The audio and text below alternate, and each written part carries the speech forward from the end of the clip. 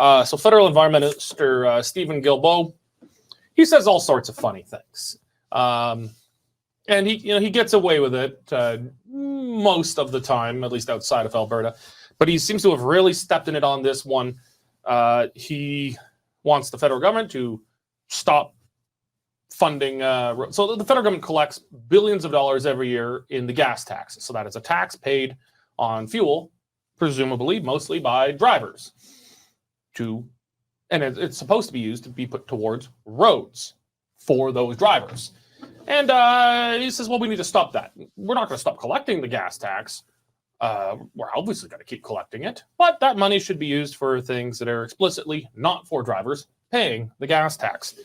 This will encourage people to walk more. He's not incorrect about that. No roads means less driving. And presumably we can walk to Lethbridge from Calgary, if that's really what he wants. Nigel, he seems, actually, you were just telling me before we started, he held a presser just a few hours ago, and he's trying to back away from that position. Well, I would hope he would. I mean, the trouble with Mr. Guilbeault, he's one of these very, very sincere. You said it right. I've been practicing in front of the mirror. He says he's very sincere, and every now and then the problem that sincere people have is that they tell you what they honestly really think. And he actually thinks that we should get out of our cars and walk more or ride a bicycle.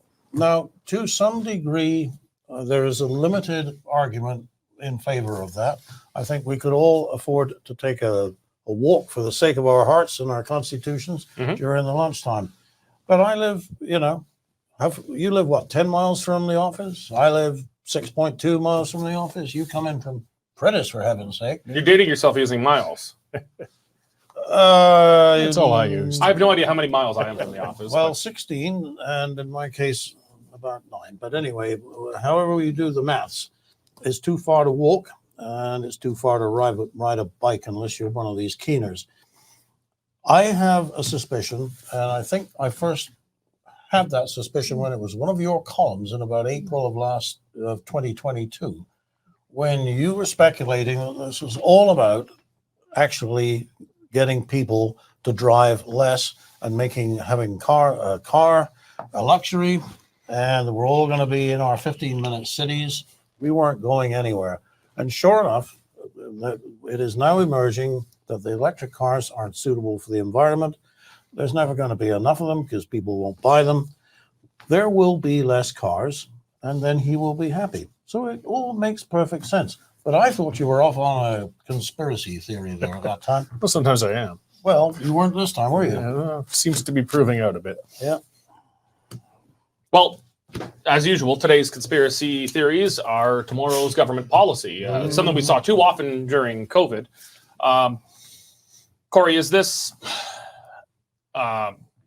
did he give any indication about how much he wants the federal government to act on this? Is this going to be federal policy that the gas tax transfer cannot be used towards roads, or was he just kind of navel-gazing specifics? But I mean, he certainly, the veil dropped for a minute, and we see the kind of direction he wants to go. I don't know if he's going rogue or if it's represented in the whole government. It does seem almost as if Justin Trudeau has just kind of given him free rein in environment, and the thing people have to realize with Guilbeault, he's the real thing. He's a nutter. He's an environmental extremist. If you might remember a long time back, I doubt Derek would, but there was Edmonton experimented with like a graduated ballot sort of thing for their city council. And this fellow named Tucker Gomberg managed to actually get a council position, which never normally ever would have happened. He proposed things like flooding the city streets so people could skate to work. This was an actual council proposition. I remember this. Yeah, I mean, sadly, he was actually quite disturbed, and he took his own life at the Confederation Bridge some years later, so which was tragic. I don't want to jump on the grave of the man, but he was an example of when you take a truly extreme activist and put them into a position with a little bit of authority. But that was still Edmonton City Council. Guilbeault is like the Gomberg of federal politics, and he's in a very position of serious federal authority, and that gets a little more scary because not only would he want to spread the streets with ice, perhaps, but he's got the ability to force it, and I think we're seeing a hint of where he'd like to go.